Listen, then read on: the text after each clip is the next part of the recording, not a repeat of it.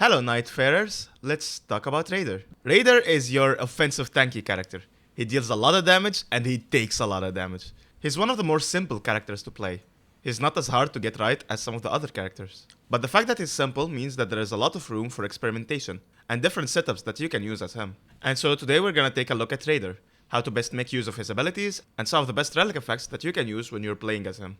Raider's passive is Fighter's Resolve, and this makes it so that he can't be knocked down when he's using his skill.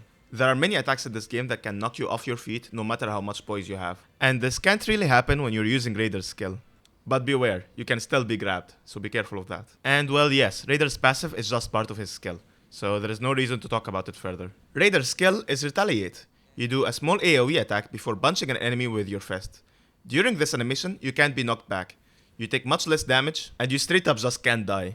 The best way to use this is to parry enemy attacks. The attack itself is powerful and can knock smaller enemies back, but you don't need to connect it.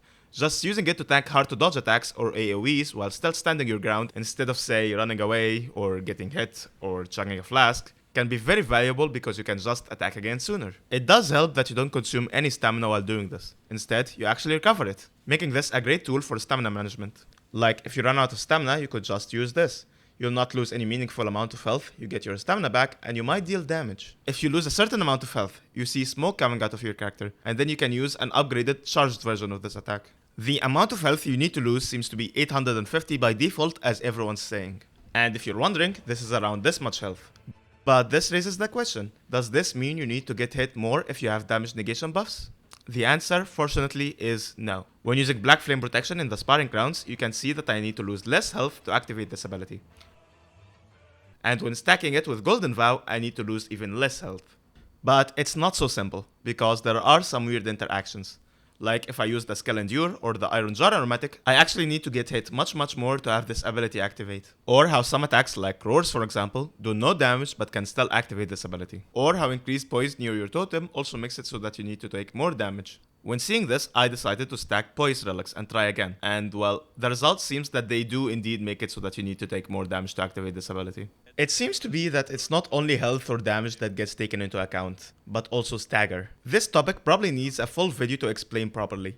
But the takeaway here is that Raider directly benefits from taking damage, because it charges his skill. He benefits greatly from damage negation buffs, because they make him harder to kill without slowing his skill generation down. And Poise is a little bit sketchy.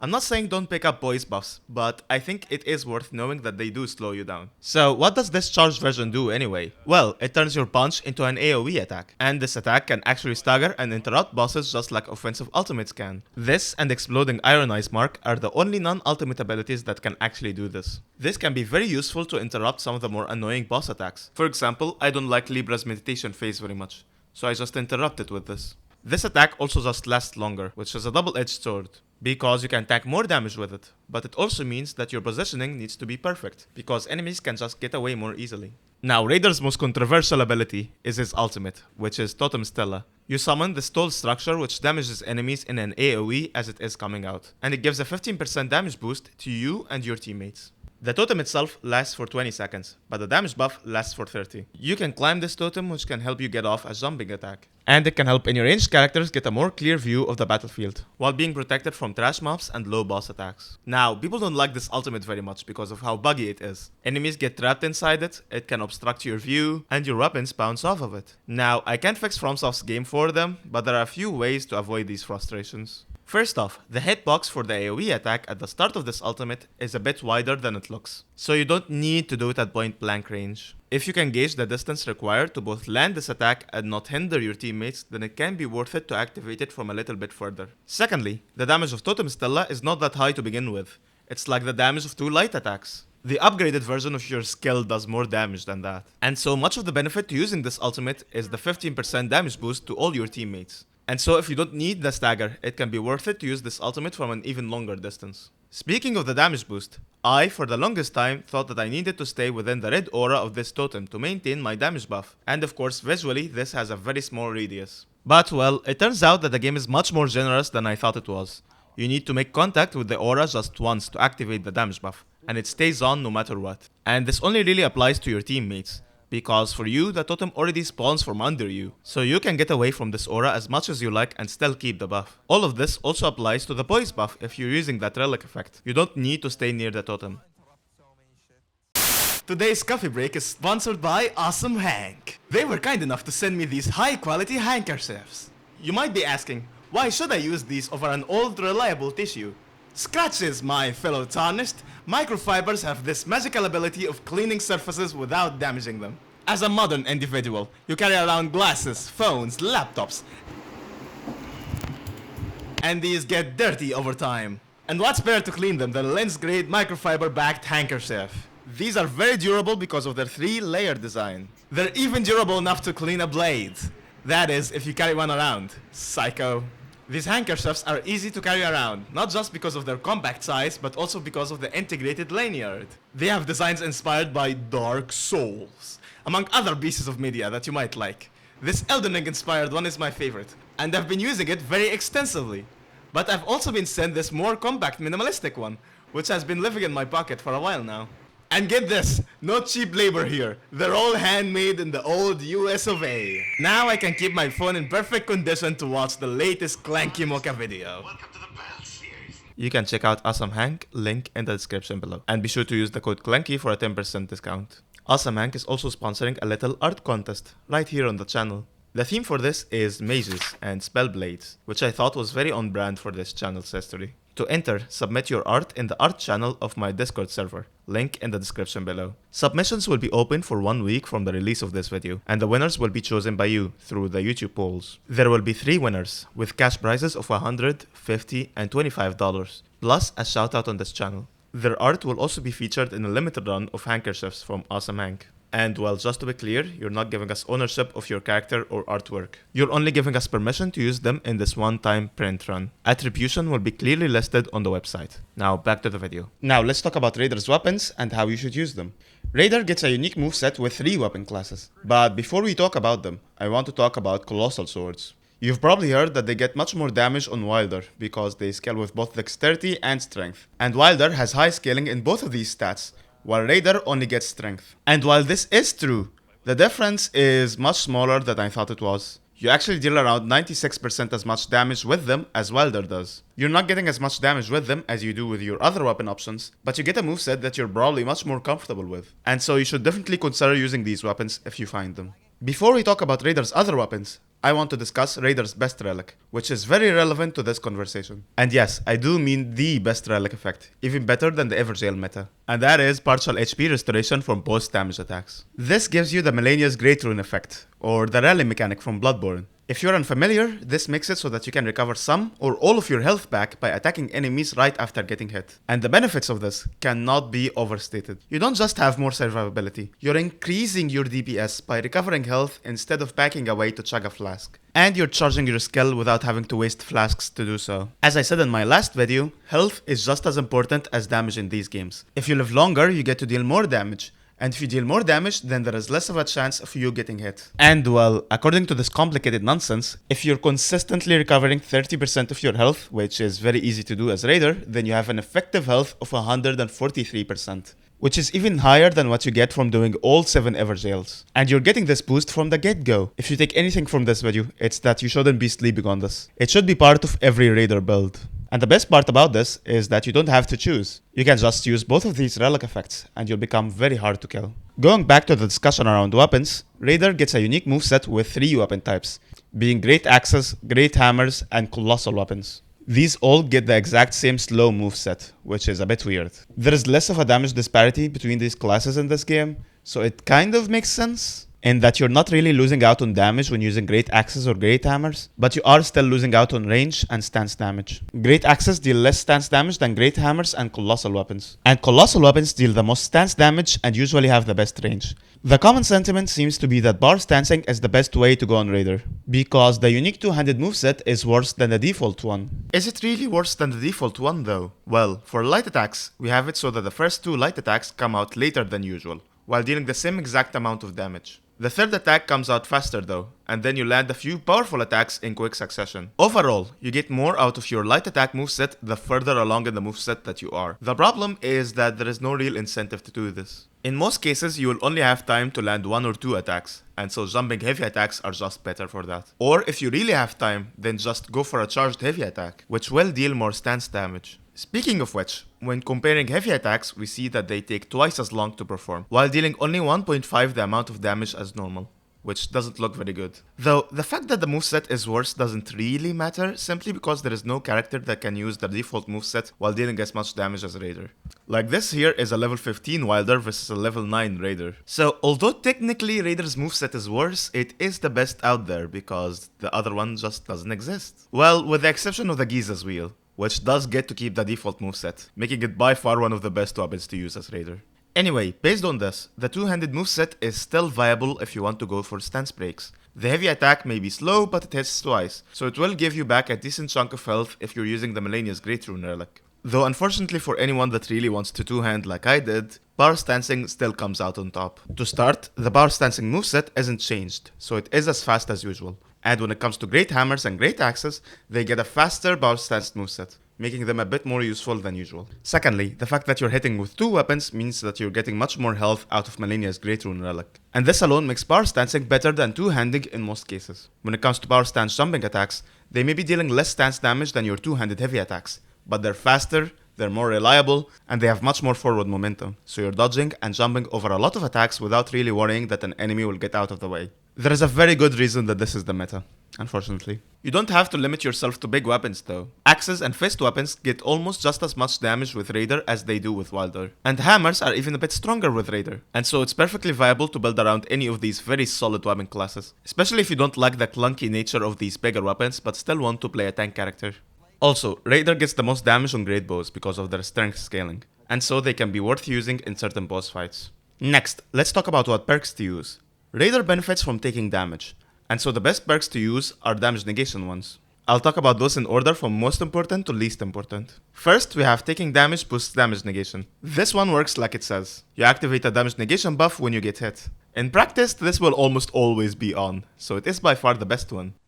Next, there is successive attacks negate damage. This works by giving you a bubble shield when you attack a lot in quick succession, and this will reduce incoming damage from one attack after that. Next, there is successful guarding boosts damage negation. Now, this is not just for Guardian, because, well, see, all weapons in this game block all physical damage now, and bigger weapons have the best guard boost, so guarding one hit with your weapon to activate this is a perfectly viable strategy, and is in fact a good argument for two-handing, because you can't block while power stancing. If you block an elemental attack, you get some chip damage, and this counts towards taking damage boost damage negation, so in these cases you can just activate both buffs at once. And finally, we have damage negation up while charging attacks. This one's a lie. It doesn't increase your damage negation while you're charging your heavy attacks. Instead, it activates when you land these heavy attacks. This is yet another good argument for two-handing, because one-handed heavy attacks kinda suck. If you have both of these perks, along with the perks that increase your damage when two-handing, then two-handing can actually be more beneficial than power stancing. Otherwise, just get perks that increase your damage when power stancing. Now, all these different perks obviously stack with each other. But do they stack with themselves? Well, about that. The game seems to be bugged, in that if you have two of the same perk and they increase your negation by the same percentage, then they don't stack. But if they increase your negation by different percentages, then they do stack. This isn't just a UI bug, because I've tested it and it does seem to work like that. Which is very weird. I don't know why it works like that, and I hope they change it. Now, if you're power stancing, then you should be using a lot of jumping attacks, meaning that increased jumping attack damage and the Claw Talisman are very much worth it for you. Speaking of talismans, you want things that increase your health, stamina, or defense. The Dragon Crest Shield Talisman is one of the best because it increases your physical damage negation by 15%. The Air Tree Favor Talisman is also very good. It gives you a 7% increase in stamina and HP. And the cool thing is that you can buy both of these for a cheap price from the Township Merchant. And so it's always worth visiting him to get these because the benefits are just too great. Next, there is the Dagger Talisman, which increases your damage with critical hits. Look, whether you're two-handing or power stancing, you're dealing a ton of stance damage as Raider either way. And you're almost always fighting at a melee range, so you will get a lot of reposts. And so all critical damage bonuses are worth it on Raider. The final perk I want to talk about is Gradual Flask Regeneration. Most people see this as a downgrade, and for most characters, it kind of is. But for Raider, who is not only very tanky, but also benefits from getting hit,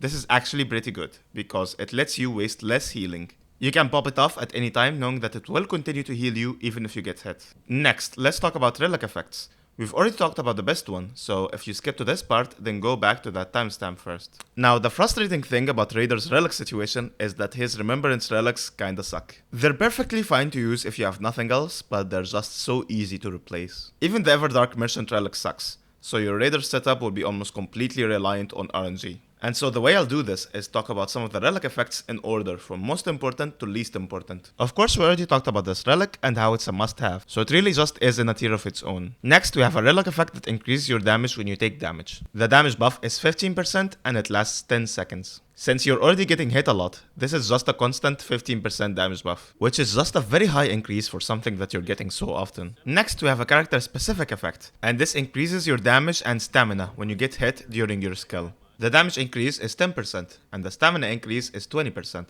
and this lasts for 20 seconds. 20 seconds is significantly longer than how long it takes for your skill to recharge. And so, if you're using it right, this should be a constant buff. Stacking these two relic effects together means that you get a 26.5% damage bonus that is always active for any damage that you deal. And so, the basic relic build that I think almost everyone should use is to have all three of these relic effects at once. And if you do that, then you're already better than most Raider builds out there, because the benefits are just that massive. And you can obviously have multiple of these on one relic, which will give you a lot more flexibility. Relic effects I talk about now will be less valuable than the ones I've already discussed, but these are very nice bonuses to have if you already have those effects. So next, there is a relic effect that gives you poise and damage negation when you get knocked back by an enemy attack. The increase seems to be 10% for damage negation, and it lasts for 30 seconds, which is a very long time, and well, there are so many attacks in this game that knock you back. Even trash mobs can knock you back sometimes, and so this is more or less a constant boost to your damage negation. Next, we have Duration of Ultimate Art Extended. This extends the duration of your ultimate from 20 seconds to 30 seconds. But the best part about this is that it also increases the duration of the buff that you get from your ultimate, and not just by 10 seconds. It goes from 30 seconds to 45 seconds. And well, 15 extra seconds of boosted damage each time you ult is very valuable. Next, there's one relic effect that you get from defeating Everdark Adele, and this gives you a 38% damage boost to critical hits, which is a huge head start if you want to build around crits in this game. This relic can be stacked with other relics that have the boosted crit damage effect, but not ones that have the +1 version of this effect. Next, I have the effect that slowly restores HP for self and nearby allies. This doesn't work like you expect it to work. It does not heal you up to a certain threshold. Instead, it's a buff that gets activated when you reach low health. It gives you passive healing until it heals 50% of your maximum HP. And effectively, this is just constant passive healing, because it doesn't have a cooldown. The fact that it heals your allies too is just a cherry on top. Next, we have Reduced Skill Cooldown +3. This multiplies your cooldown duration by 0.9. And it can stack, but it is multiplicative, so you actually get diminishing returns. So the sweet spot is to just use one of these. Next, we have the effect that gives you extra poise when you use your ultimate. You basically get double the amount of poise when you're using this. Poise is nice even if it makes your skill charge slower. But there are just too many attacks in this game that knock you back no matter how much poise you have. And this makes me value this effect less. Next, there are effects that give you a damage bonus if you have 3 weapons of a certain type. Now, the problem is that Raider is proficient with 3 different weapon types, and so you don't know which ones that you'll find. Not to mention that if you do find them, they might have passives that you don't want. And so for a 10% damage increase, this is not really worth it. And finally, there is the effect that gives you health back when you kill enemies while your ultimate is active. The amount healed is 20%, which is pretty high. But sadly, I still don't like this effect at all. It's completely useless against Night Lords, because they don't really have enemies. And generally, the most challenging bosses that you want to use your ultimate against don't have enemies with them either. So this effect is rarely ever useful. Finally, we'll take a look at my personal relic setup, based on luck and how I rank all the various effects. Also, no Evergale meta, because I think it's boring. First, I got really lucky, and I have a relic that has both the taking damage improves damage and the taking damage in Raider's skill improves damage effects. Both of these effects are must-haves, and this is my best relic because it gives me tons of versatility to use other relic effects. The skill Eruption is not bad at all in this game, but I kinda wish I got Brayful Strike instead. Would have made this a perfect relic. Then we have a relic that has both the duration of ultimate extended and slow HP restoration at low health effects. The ult extended effect is amazing because it's just 15 extra seconds of boosted damage. And the other effect is, like I said, just passive healing, which is pretty cool. No complaints on this one. The last relic is not that great. I basically only have this for the MGR effect, while the other two I barely make use of. Still, it's a testament to how great this effect is that I'm always willing to just dedicate a slot for it. That was my guide for using Raider. We only have Recluse and Wilder left, so we're almost done. If you like this video, please leave a like, a comment, and maybe subscribe. And if you know anything that I missed, let me know in the comments. That's it for now. Bye!